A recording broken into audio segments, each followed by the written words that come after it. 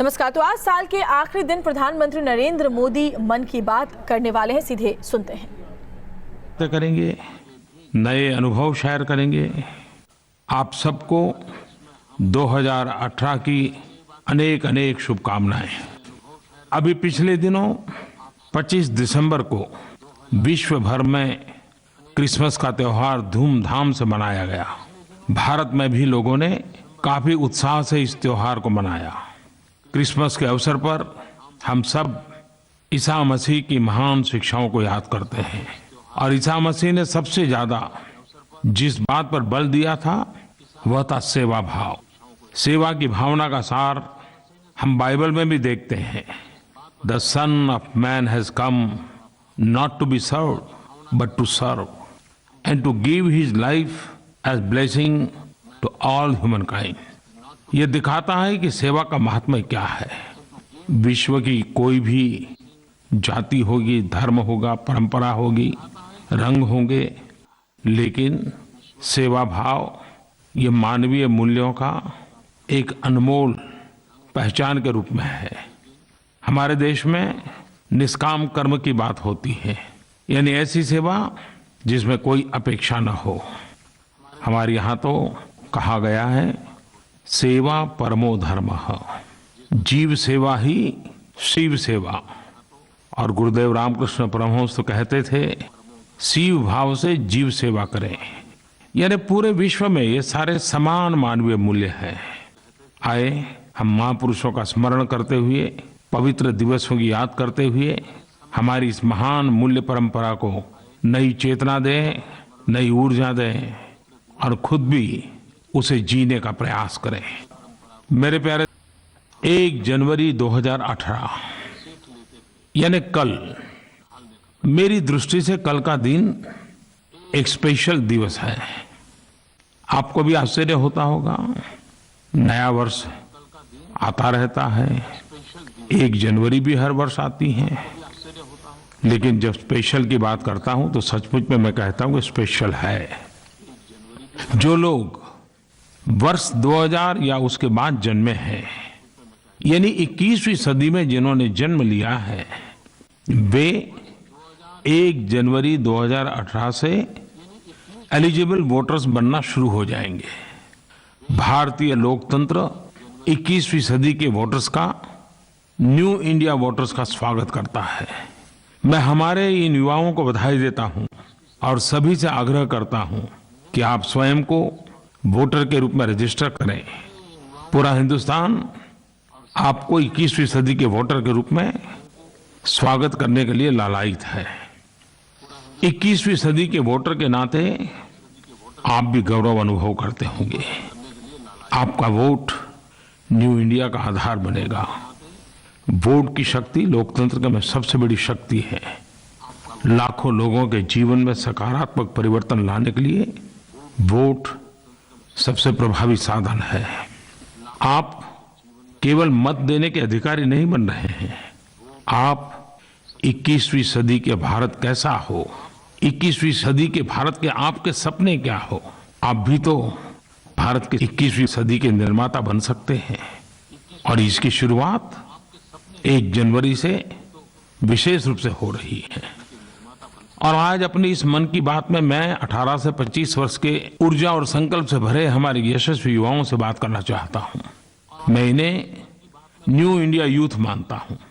New India youth का मतलब होता है उमंग, उत्साह और ऊर्जा।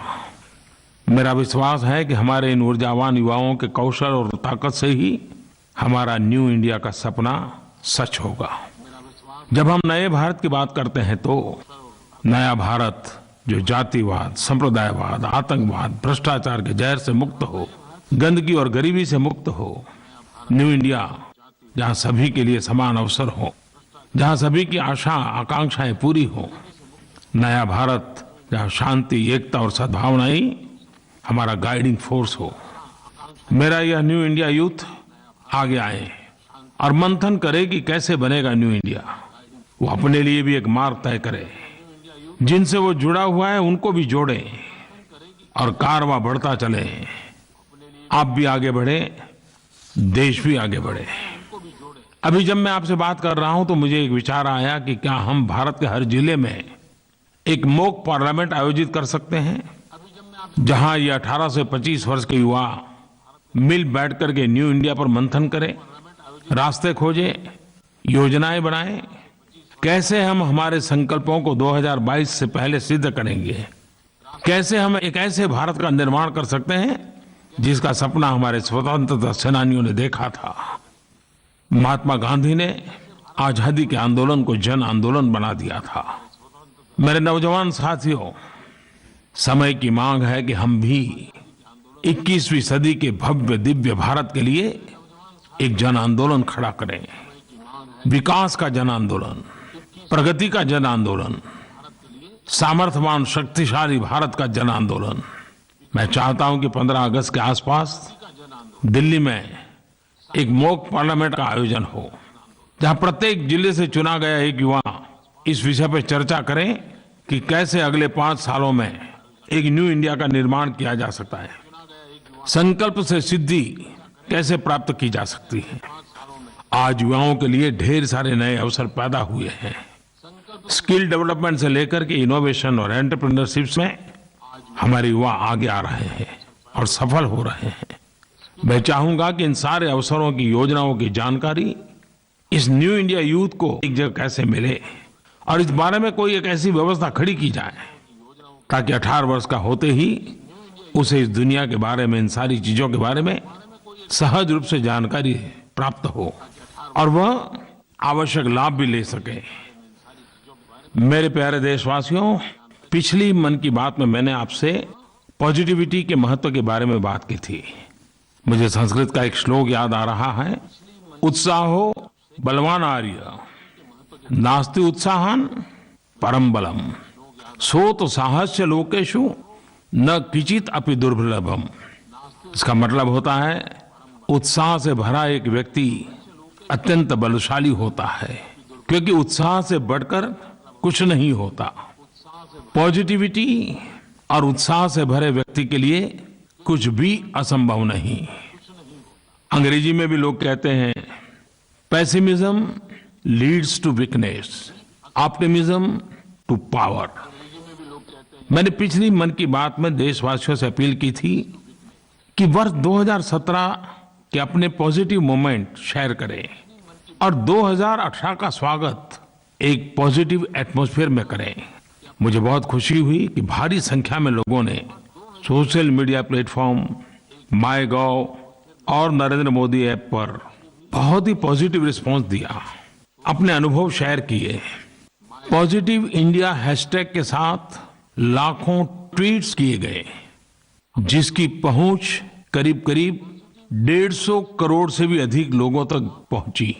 एक तरह से पॉजिटिविटी का जो संचार भारत से आरंभ हुआ वह विश्व भर में फैला।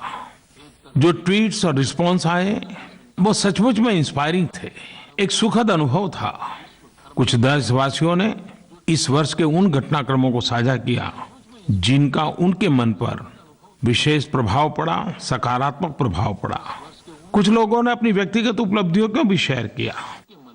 मेरा नाम मीनू भाटिया है। मैं मयूर विहार पॉकेट 1 फेज 1 दिल्ली में रहती हूँ। मेरी बेटी MBA करना चाहती थी, जिसके लिए मुझे बैंक से लोन चाहिए था, जो मुझे बड़ी आसानी से मिल गया और मेरी बेटी की पढ़ाई चालू रही। मेरा नाम ज्योति राजेंद्र मारी है। मैं बोडर से बात कर रही हूँ। हमने 1 रुपया महीने का कट्टा वो बीमा था, ये मेरे पति ने कराया हुआ था और उनका एक्सीडेंट में निधन हो गया था। समय हमारी क्या हालत थी हमको ही पता। सरकार की ये मदद से मेरे को बहुत लाभ हुआ और मैं थोड़ी सी संभली उससे। मेरा नाम संतोष यादव है। हमारे गांव से भिन्नर गांव से 2017 से नेशनल हाईवे 222 गया है। इस वजह से हमारे सड़कें वो बहुत अच्छे हो गए और बिजनेस भी बढ़ने वाला है। मेरा नाम दीपांशु ओझा, मोहल्ला शाहबाजगंज, जिला सहारनपुर, उत्तर प्रदेश का निवासी। 2 घटनाएं हैं जो हमारे भारतीय सैनिकों के द्वारा, एक तो पाकिस्तान में उनके द्वारा की गई सर्जिकल स्ट्राइक, जिससे कि आतंकवाद के लॉन्चिंग पैड से उनको नेस्तो नाबूद कर दिया गया, और साथ ही साथ हमारे भारतीय सैनिकों का डोकलाम में जो पराक्रम देखने को मिला वो अतुलनीय है। मेरा नाम सतीश मेवानी है। हमारे इलाके में पानी की समस्या थी। पिछले 40 साल से हम आर्मी के पाइपलाइन पर निर्भर हुआ करते थे। अभी अलग से पाइपलाइन हुई है यहाँ पर इंडिपेंडेंट, तो ये सबसे बड़ी उपलब्धि है हमारे 2017 की। ऐसे अनेक लोग हैं जो अपने अपने स्तर पर ऐसे कार्य कर रहे हैं जिनसे कई लोगों के जीवन में सकारात्मक बदलाव आ रहा है। वास्तव में यही तो न्यू इंडिया है जिसका हम सब मिलकर निर्माण कर रहे हैं। आइए इन्हीं छोटी छोटी खुशियों के साथ हम नव वर्ष में प्रवेश करें, नव वर्ष की शुरुआत करें और पॉजिटिव इंडिया से प्रोग्रेसिव इंडिया की दिशा में मजबूत कदम बढ़ाएं। जब हम सब पॉजिटिविटी की बात करते हैं तो मुझे भी एक बात शेयर करने का मन करता है। हाल ही में मुझे कश्मीर के प्रशासनिक सेवा के टॉपर अंजुम बशीर खान खट्टक की प्रेरणादायी कहानी के बारे में पता चला। उन्होंने आतंकवाद और घृणा के दंश से बाहर निकलकर कश्मीर एडमिनिस्ट्रेटिव सर्विस की परीक्षा में टॉप किया है। आप ये जानकर के हैरान रह जाएंगे कि 1990 में आतंकवादियों ने उनके पैतृक घर को जला दिया था। वहां आतंकवाद और हिंसा इतनी अधिक थी कि उनके परिवार को अपनी पैतृक जमीन को छोड़कर बाहर निकलना पड़ा। एक छोटे बच्चे के लिए उसके चारों ओर इतनी हिंसा का वातावरण दिल में नकारात्मक और कड़वाहट पैदा करने के लिए काफी था, पर अंजुम ने ऐसा नहीं होने दिया। उन्होंने कभी आशा नहीं छोड़ी। उन्होंने अपने लिए एक अलग रास्ता चुना, जनता की सेवा का रास्ता। वो विपरीत हालत से उभरकर बाहर आए और सफलता की अपनी कहानी खुद लिखी। आज वो सिर्फ जम्मू और कश्मीर के ही नहीं बल्कि पूरे देश के युवाओं के लिए प्रेरणा बन गए हैं। अंजुम ने साबित कर दिया है कि हालात कितने ही खराब क्यों न हो, सकारात्मक कार्यों के द्वारा निराशा के बादलों को भी ध्वस्त किया जा सकता है। अभी पिछले हफ्ते ही मुझे जम्मू कश्मीर की कुछ बेटियों से मिलने का अवसर मिला। उनमें जो जज्बा था, जो उत्साह था, जो सपने थे, और जब मैं उनसे सुन रहा था वो जीवन में कैसे कैसे क्षेत्रों में प्रगति करना चाहती हैं और कितनी आशा भरी जिंदगी वाले लोग थे, उनसे मैंने बातें की। कहीं निराशा का नामो निशान नहीं था। उत्साह था, उमंग था, ऊर्जा थी, सपने थे, संकल्प थे। उन बेटियों से जितना समय मैंने बिताया मुझे भी प्रेरणा मिली। और यही तो देश की ताकत है, यही तो मेरे युवा हैं, यही तो मेरे देश का भविष्य है। मेरे प्यारे देशवासियों, हमारे देश के ही नहीं, जब भी कभी विश्व के प्रसिद्ध धार्मिक स्थलों की चर्चा होती है तो केरल के सबरीमाला मंदिर की बात होनी बहुत स्वाभाविक है। विश्व प्रसिद्ध इस मंदिर में भगवान अयप्पा स्वामी का आशीर्वाद लेने के लिए हर वर्ष करोड़ों की संख्या में श्रद्धालु यहाँ आते हैं। जहाँ इतनी भारी संख्या में श्रद्धालु आते हो, जिस स्थान का इतना बड़ा महात्म्य हो, वहाँ स्वच्छता बनाए रखना कितनी बड़ी चुनौती हो सकती है। और विशेषकर उस जगह पर जो पहाड़ियों और जंगलों के बीच स्थित हो। लेकिन इस समस्या को भी संस्कार में कैसे बदला जा सकता है, समस्या में से उभरने का रास्ता कैसे खोजा जा सकता है, और जन भागीदारी की क्या ताकत होती है, ये अपने आप में सबरीमाला मंदिर एक उदाहरण के तौर पर है। पी विजयन नाम के एक पुलिस अफसर ने पुण्यम पुंकावनम एक प्रोग्राम शुरू किया और उस प्रोग्राम के तहत स्वच्छता के लिए जागरूकता का एक स्वैच्छिक अभियान शुरू किया और एक ऐसी परंपरा बना दी कि जो भी यात्री आते हैं उनकी यात्रा तब तक पूरी नहीं होती जब तक कि वो स्वच्छता के कार्यक्रम में कोई न कोई शारीरिक श्रम न करते हो। इस अभियान में न कोई बड़ा होता है न कोई छोटा होता है।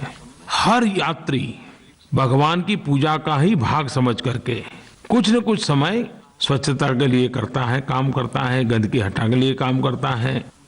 हर सुबह यहाँ सफाई का दृश्य बड़ा अद्भुत होता है और सारे तीर्थयात्री इसमें जुड़ जाते हैं। कितनी ही बड़ी सेलिब्रिटी क्यों ना हो, कितना ही बड़ा धनी व्यक्ति क्यों ना हो, कितना ही बड़ा अफसर क्यों ना हो, हर कोई एक सामान्य यात्री के तौर पर इस पुण्यम पुंकावनम कार्यक्रम का हिस्सा बन जाते हैं। सफाई को करके ही आगे बढ़ते हैं। हम देशवासियों के लिए ऐसे कई उदाहरण हैं। सबरीमाला में इतना आगे बढ़ा हुआ है स्वच्छता अभियान और उसमें पुण्यम पुंकावनम ये हर यात्री के यात्रा का हिस्सा बन जाता है। वहाँ कठोर व्रत के साथ स्वच्छता का कठोर संकल्प भी साथ साथ चलता है। मेरे प्यारे देशवासियों, 2 अक्टूबर 2014 पूज्य बापू की जन्म जयंती पर हम सब ने एक संकल्प किया है कि पूज्य बापू का जो अधूरा काम है, यानी कि स्वच्छ भारत, गंदगी से मुक्त भारत, पूज्य बापू जीवन भर इस काम के लिए जूझते रहे, कोशिश भी करते रहे। और हम सब ने तय किया कि जब पूज्य बापू की 150वीं जयंती हो तो उन्हें हम उनके सपनों का भारत, स्वच्छ भारत देने की दिशा में कुछ न कुछ करें। स्वच्छता की दिशा में देश भर में व्यापक स्तर पर प्रयास हो रहा है। ग्रामीण एवं शहरी क्षेत्रों में व्यापक जन भागीदारी से भी परिवर्तन नजर आने लगा है। शहरी क्षेत्रों में स्वच्छता के स्तर की उपलब्धियों का आकलन करने के लिए आगामी 4 जनवरी से 10 मार्च 2018 के बीच दुनिया का सबसे बड़ा सर्वे, स्वच्छ सर्वेक्षण 2018 किया जाएगा। यह सर्वे 4000 से भी अधिक शहरों में लगभग 40 करोड़ आबादी में किया जाएगा।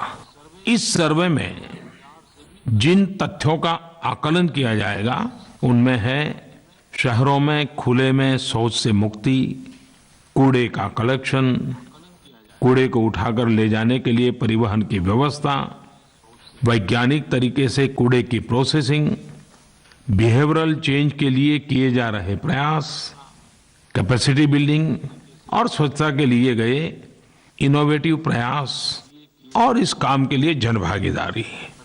इस सर्वे के दौरान अलग अलग दल जाकर के शहरों का इंस्पेक्शन करेंगे, नागरिकों से बात करके उनकी प्रतिक्रिया लेंगे, स्वच्छता ऐप के उपयोग का तथा विभिन्न प्रकार के सेवा स्तरों में सुधार का एनालिसिस करेंगे।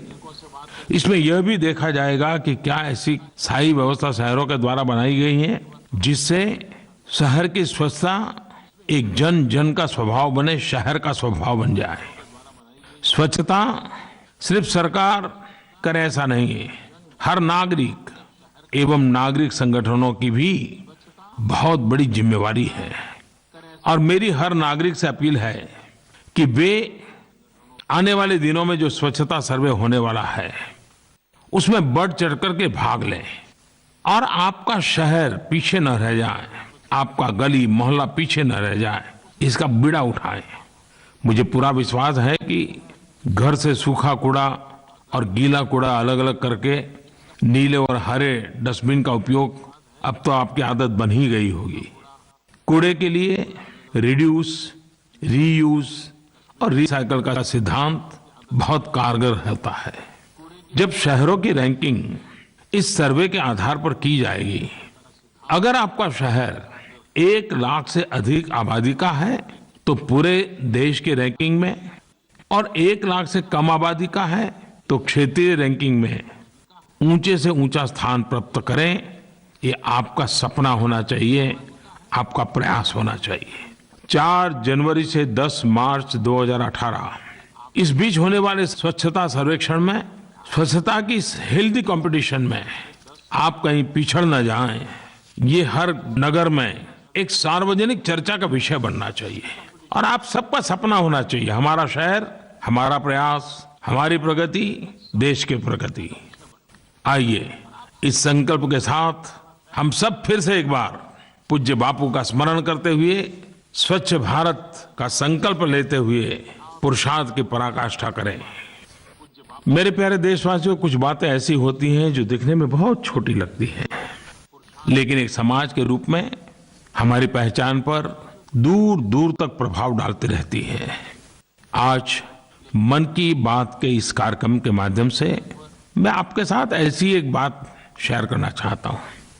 हमारी जानकारी में एक बात आई कि यदि कोई मुस्लिम महिला हज यात्रा के लिए जाना चाहती है तो वह महरम या अपने मेल गार्डियन के बिना नहीं जा सकती है। जब मैंने इसके बारे में पहली बार सुना तो मैंने सोचा कि ऐसा कैसे हो सकता है, ऐसे नियम किसने बनाए होंगे, ये डिस्क्रिमिनेशन क्यों।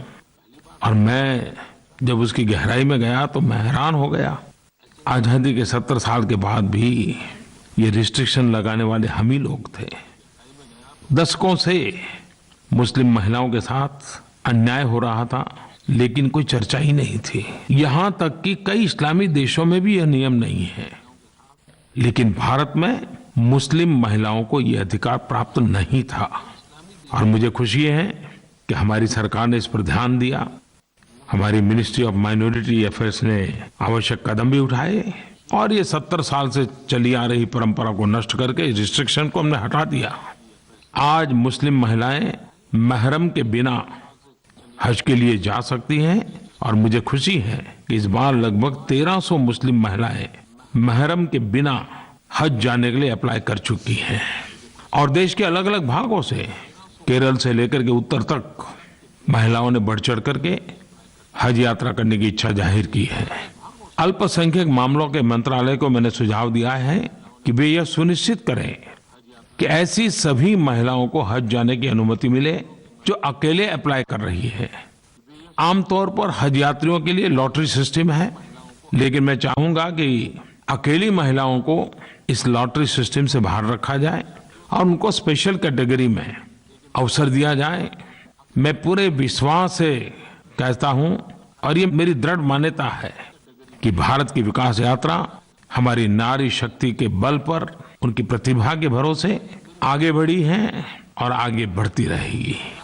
हमारा निरंतर प्रयास होना चाहिए कि हमारी महिलाओं को भी पुरुषों के बराबर समान अधिकार मिले, समान अवसर मिले, ताकि वे भी प्रगति के मार्ग पर एक साथ आगे बढ़ सके।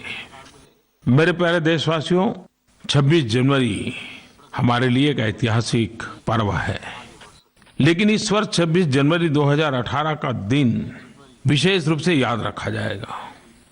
इस वर्ष गणतंत्र दिवस समारोह के लिए सभी 10 आसियान नेता मुख्य अतिथि के रूप में भारत आएंगे। गणतंत्र दिवस पर इस बार एक नहीं बल्कि 10 मुख्य अतिथि होंगे। ऐसा भारत के इतिहास में पहले कभी नहीं हुआ है। 2017 आसियान के देश और भारत दोनों के लिए खास रहा है। आसियान ने 2017 में अपने 50 वर्ष पूरे किए और 2017 में ही आसियान के साथ भारत की साझेदारी के 25 वर्ष भी पूरे हुए। 26 जनवरी को विश्व के 10 देशों के इन महान नेताओं का एक साथ शरीक होना हम सभी भारतीयों के लिए गर्व की बात है। प्यारे देशवासियों, ये त्योहारों का सीजन है। वैसे तो हमारा देश एक प्रकार से त्योहारों का देश है। शायद ही कोई दिवस ऐसा होगा जिसके नाम को त्योहार न लिखा गया हो। अभी हम सभी ने क्रिसमस मनाया है और आगे नया वर्ष आने वाला है। आने वाला नव वर्ष आप सभी के लिए ढेरों खुशियां, सुख और समृद्धि लेकर के आए। हम सब नए जोश, नए उत्साह, नए उमंग और नए संकल्प के साथ आगे बढ़े, देश को भी आगे बढ़ाएं। जनवरी का महीना सूर्य के उत्तरायण होने का काल है और इसी महीने में मकर संक्रांति मनाई जाती है। यह प्रकृति से जुड़ा पर्व है। वैसे तो हमारा हर पर्व किसी न किसी रूप में प्रकृति से जुड़ा हुआ है, लेकिन विविधताओं से भरी हमारी संस्कृति में प्रकृति की इस अद्भुत घटना को अलग अलग रूप में मनाने की प्रथा भी है। पंजाब और उत्तर भारत में लोहड़ी का आनंद होता है, तो यूपी बिहार में खिचड़ी और तिला संक्रांति की प्रतीक्षा रहती है। राजस्थान में संक्रांत कहें, असम में माघ बिहू या तमिलनाडु में पोंगल, ये सभी त्योहार अपने आप में विशेष हैं और इनका अपना अपना महत्व है। ये सभी त्योहार प्रायः 13 से 17 जनवरी के बीच में मनाए जाते हैं। इन सभी त्योहारों के नाम अलग अलग, लेकिन इनका मूल्य तत्व एक ही है, प्रकृति और कृषि से जुड़ाव। सभी देशवासियों को इन त्योहारों की बहुत बहुत शुभकामनाएं हैं। एक बार फिर से आप सभी को नववर्ष 2018 की ढेरों शुभकामनाएं। बहुत बहुत धन्यवाद प्यारे देशवासियों। अब 2018 में फिर से बात करेंगे। धन्यवाद।